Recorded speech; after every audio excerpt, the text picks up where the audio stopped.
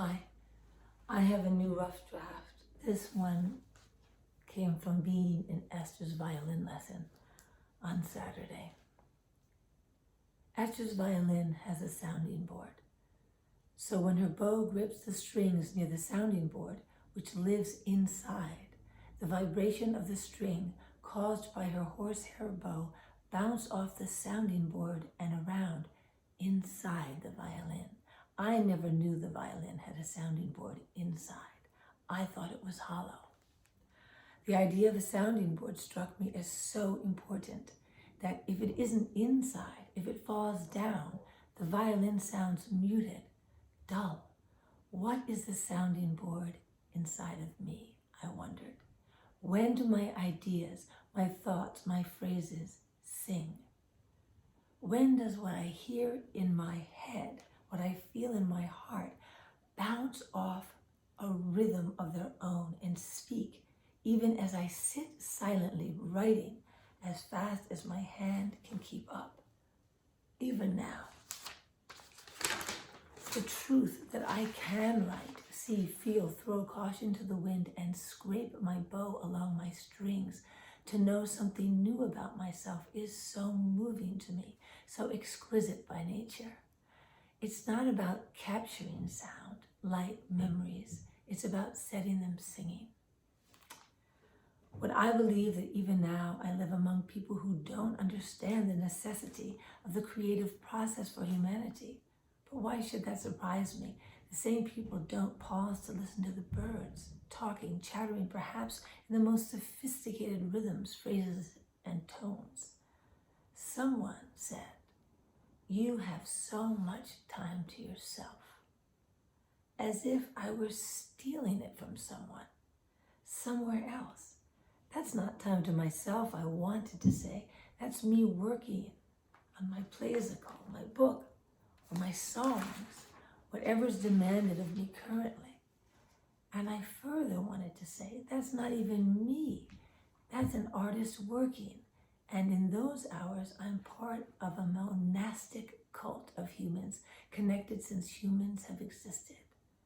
I could be faceless and nameless, and someday I will be, but the 2/3 of my life or more spent patiently waiting for unfamiliar and scary waves, then riding them with the most presence I can muster from wherever I am is my job.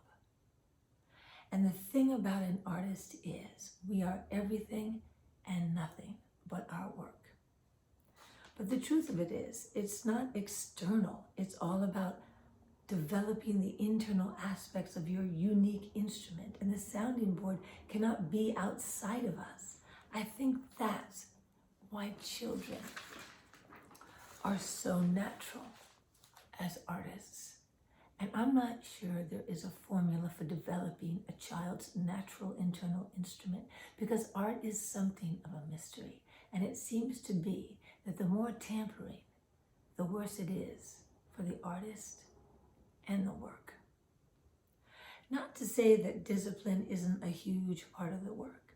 My mother, an artist, a writer, said, "You, Sophie, are very obedient to self-discipline." She went on to say, "You are a very basic person trying to harvest the best." She understands. My mother is a very layered person. She struggled her whole life with her writing. She put in the hours, 5 hours a day, no matter what. And I respected that even before I ever thought I'd give my life to the work of making art. I never judged my mother's success level, but I did want her to work on her sounding board, her internal instrument. And I've always helped her, and I still do. I never thought her success was measured externally. And further, she is a point of connection for me as an artist, one of us faceless, nameless monks who ring the bell for all those who need or want to listen. When people say you don't want your children to grow up to be artists, it It's such a hard life, so rare to make money, etc., etc. I'm quiet, maybe I nod, but inside my sounding board is lobbing vibrations of hope through the unknown universe. The vast galaxies inside me that connect to humans since humans began. Yes, I do. Yes, I do. Yes, I do.